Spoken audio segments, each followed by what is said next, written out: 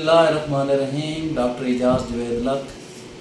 तो आज हमने एक बड़ा दिलचस्प टॉपिक सोचा है मेडिकल के हवाले से और आँखों के हवाले से।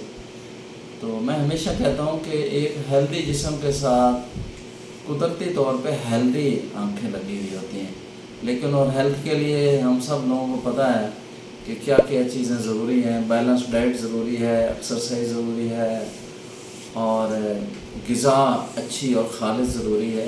लेकिन अफसोस से कहना पड़ता है कि इनमें से कोई चीज़ भी हमारे लिए सही नहीं है। हाँ, अलबत्ता आबो हवा है हमारे लिए। अगर हम एक्सरसाइज कर लें और हम वॉक कर लें या हम एक्टिविटी कर लें तो ये हमारे बस में है। लेकिन जहाँ तक ग़िज़ा का तल्लक रहा और खाने पीने चीज़ों का तल्लक रहा, वो तो लगता है कि दिन ब दिन डिटेरिएट ही हो रही हैं पाकिस्तान में।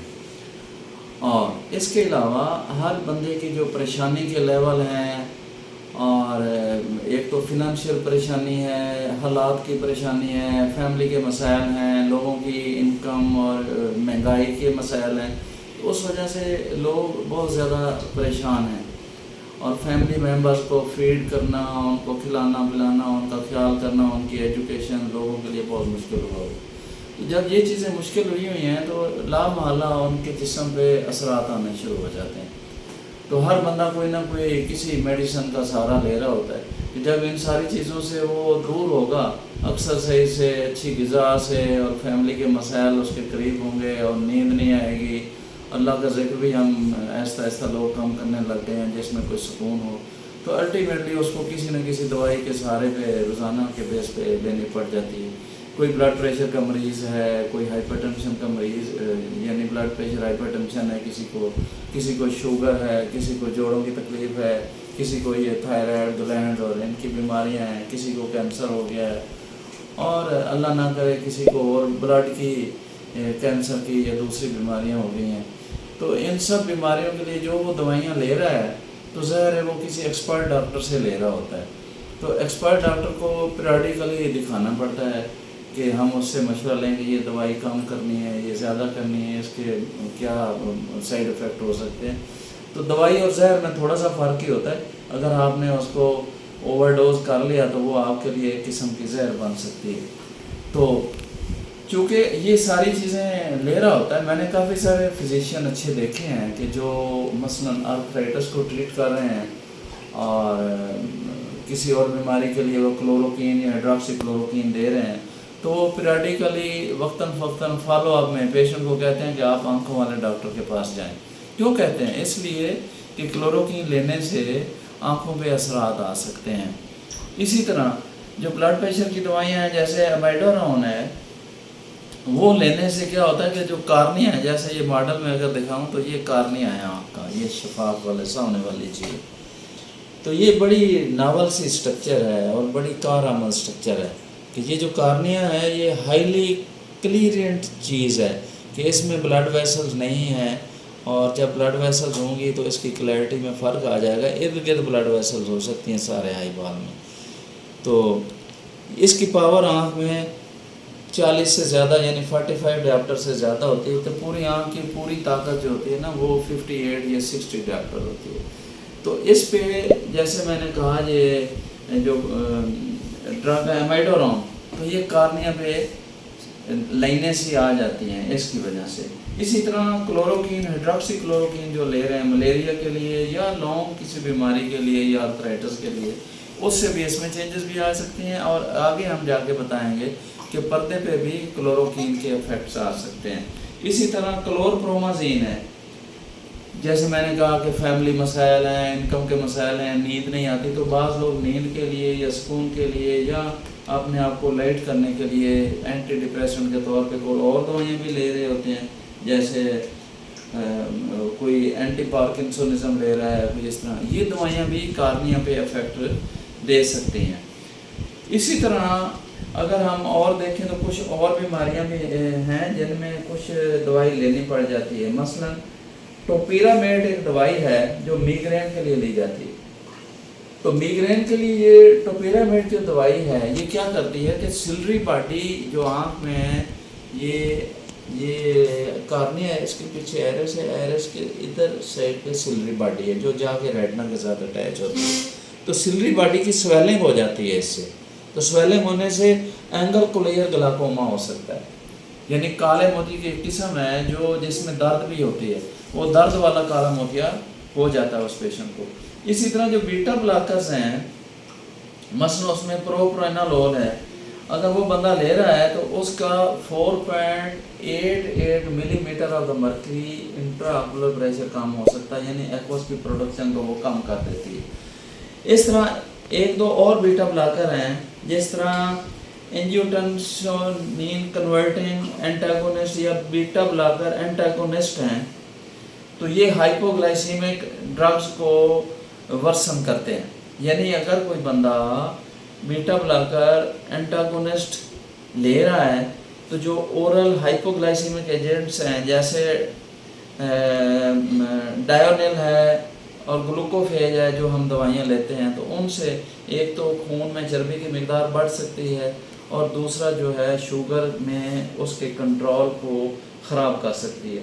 اسی طرح اے سی انہیبٹرز اور اینجیوٹنسونین ریسیپٹر بلاکر جو دوائیاں ہیں جو ہم آنکھ کی شوگر کے مریضوں کو دے سکتے ہیں یا گردے کے مریضوں کو بعض کا دے دیتے ہیں, یہ فائدہ مند ہے. یہ انسولین کی سینسیٹیوٹی کو بڑھاتی ہے اور شوگر پہ اس کا اچھا افیکٹ ہوتا ہے. ایک اور دوائی پوچھی جاتی ہے کہ اکثر لوگ جو کارڈیک پیشنٹ ہیں یا ہائپر ٹینشن کے پیشنٹ ہیں ان کو لوگ ایسپرین یا لوپرین دے رہے ہوتے ہیں. تو لوپرین یا ایسپرین کا کوئی افیکٹ نہیں ہے پروگریشن پہ, جو پردے پہ اس کی پرابلمز ہو سکتی ہے. اور بہت ہی مشہور ایک چیز جو اسٹیرائڈز ہیں جو عام لوگ بھی دے دیتے ہیں اور بعض اسٹوروں پہ بھی پاکستان میں مل جاتی ہے.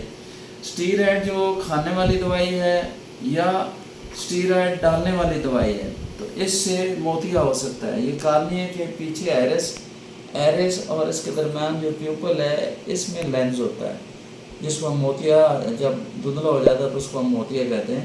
کہ موتی کی بننے میں اس کا ٹھیک ٹھاک رول ہے. اگر کوئی اسٹیرائڈ لے رہا ہے, اور اسٹیرائڈ عموماً آرتھرائٹس کے پیشنٹ یا جوڑوں کی دردوں والے پیشنٹ یا استھما کے پیشنٹ لے رہے ہوتے ہیں, تو اس لیے یہ دوائیاں بھی بہت کیئر سے لینی چاہیے. اور اسٹانشنگلی جو گاؤٹ کے لیے ایلوپیورینول دوائی لی جاتی ہے وہ بھی موتیا, سفید موتیا کر سکتی ہے.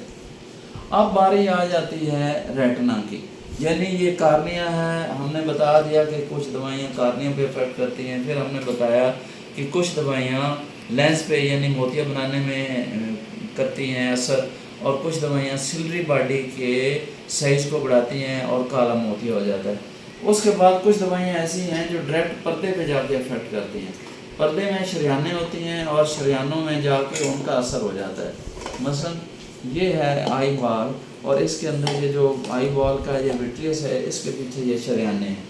ان شریانوں پہ جا کے اس کا اثر ہونا شروع ہو جاتا ہے. تو اس میں جو سب سے اہم جز ہوتا ہے دیکھنے میں وہ ہوتا ہے میکولا, جو نزدیک وین کے لیے ہمارے کام آتا ہے. تو اسی طرح کلوروکین اینڈ ہائیڈراکسو کلوروکین کیا کرتی ہے کہ وہ پردے کے دیکھنے والے ایریے پہ جا کے اس کو ڈیمیج کر لیتی ہے, اور آہستہ آہستہ نظر جو ہے اس کی جو ہے نا اس پہ افیکٹ آنا شروع ہو جاتا ہے. اسی طرح انٹرفیرون الفا اور تھائرائیڈوزین شیزوفرینیا کے لیے, یعنی جو جن پیشنٹ کو سکون نہیں ہوتا یا ان کی ایکٹیویٹی زیادہ ہو جاتی ہیں ان کے لیے بھی یہ انسٹرکشنز ہیں کہ یہ دوائیاں ان کی نظر کو بھی افیکٹ کر سکتی ہیں. اور جیسا کہ پاکستان میں ابھی تک جو ٹیوبرکلوسس ہے بہت کامن ہے, اور جو ٹیوبرکلوسس کی ڈرگز ہیں وہ بھی آنکھ کو اچھی طرح متاثر کرتی ہیں. ہم نے کئی بار دیکھا ہے کہ شوگر کا جو ٹی بی کا مریض ہے وہ دوائیاں لے رہا ہے اور اس سے اس کی نظر چلی گئی ہے. پہلے اس کی نظر پہ کوئی افیکٹ نہیں تھا, بعد میں وہ آتا ہے کہ مجھے کلر کی پہچان بھی نہیں ہے اور میری نظر کمزور ہو گئی, میں صحیح طرح دیکھ نہیں سکتا. جو آنکھ کی نس ہے یہ پیچھے والی, یہ آنکھ کا سارا دیکھنے کا جو نظام ہے یہ اس آنکھ کے اندر والے اسٹرکچر سے لے کے آنکھ کی نس کو پہنچتا ہے, اور نس جو ہے یہ دماغ کو لے کے جاتی ہے سگنل, اور دماغ جو ہے وہ چیزوں کو انسان کو پرسیو کراتا ہے کہ وہ کیا دیکھ رہا ہے کیا نہیں دیکھ رہا. ایتھمبیوٹول انتہائی نوٹوریس اس لحاظ سے ڈرگ ہے جو ٹی بی میں دی جاتی ہے. اس میں یہ نس آپٹک نیوروپیتھی ہو سکتی ہے. اسی طرح آئسونیزڈ اس سے بھی ہو سکتی ہے. امیڈارون جو اینٹی ڈپریسنٹ ہے اور اس سے بھی ہو سکتی ہے. میتھوٹریکسیٹ سے بھی ہو سکتی ہے یہ اس نس کا افیکٹ. اور بہت یہ کام کی جو چیز جس کو میں نے ڈھونڈا ہے، جو ہم ایویسٹن لگاتے ہیں، بیواسیزومائب، یہ وہ ڈرگ ہے جو ہم کولون اور انٹسٹین کے کینسر کے لیے اس کو دیتے ہیں، اور اس کی معمولی سی مقدار جو ہے آنکھ میں شوگر کے مریضوں کے لیے یا ایک دو اور بیماریاں ان کے لیے آنکھ میں ہم انجیکٹ کر دیتے ہیں اس کی چھوٹی سی مقدار. لیکن جو مریض ریکٹم کے یا انتڑیوں کی بیماریوں کے کینسر میں وہ دوائی لے رہے ہیں بیواسیزومائب، اس سے بھی اس نس میں پرابلم آ سکتی ہے. تو اس لیے انٹراویٹریل جو ڈوز ہے اس کو بھی آپٹیمائز کیا گیا ہے پوری دنیا میں کہ اس کو آپٹیمائز اور ایک مناسب مقدار لگائی جائے. جو بندے اس کو انجیکٹیبل لے رہے ہیں یا جو بندے کسی اور فارم میں لے رہے ہیں انٹسٹین کے کینسر کے لیے یا انتڑیوں کے لمبی بیماری کے لیے یا رسولی کے لیے، تو ان میں بھی اس نس پہ افیکٹ ہو سکتا ہے. تو یہ وہ چیزیں تھیں جو جسم میں مختلف بیماریاں ہو جاتی ہیں، اس کے لیے ہمیں ڈرگز لینی پڑتی ہیں اور آنکھ کو وہ متاثر کر سکتی ہیں. یعنی کارنیا سے لے کے، جیسے ہم نے بتایا، کارنیا، لینز، سلری باڈی، وٹریس اور ریٹنا اور آپٹک نرو، ان سب پہ ہم نے ایک ایک سٹرکچر کو سامنے لے کے ہم نے کوشش کی کہ ہم بتائیں کہ کون سی دوائی کہاں اثر کر سکتی ہے. اسی طرح اب ہم نیکسٹ میں یہ کریں گے کہ کچھ دوائیاں جو آنکھ میں آنکھ کی بیماری کے لیے لگائی جاتی ہیں یا ڈالی جاتی ہیں یا انجیکشن لگائے جاتے ہیں، تو ان کا جسم پہ کیا اثر ہو سکتا ہے اور اس کو کیسے روکا جا سکتا ہے کہ جو ہم دوائی ڈال رہے ہیں یا آنکھ میں انجیکٹ کر رہے ہیں تو اس کا جسم پہ کیا اثر ہو سکتا ہے. تو یہ اگلی میں یہ ایک ایسی انفارمیشن ہے جو پبلک کے لیے انتہائی ضروری تھی، تو یہ ہم نے سوچا ہوا تھا کہ اس کو ہم کر لیں. تو اس سے متعلق کوئی بھی کوشچن ہو تو ہمارا یوٹیوب چینل ہے، اس پہ جا کر آپ کوشچن پوچھ سکتے ہیں. بہت شکریہ. السلام علیکم.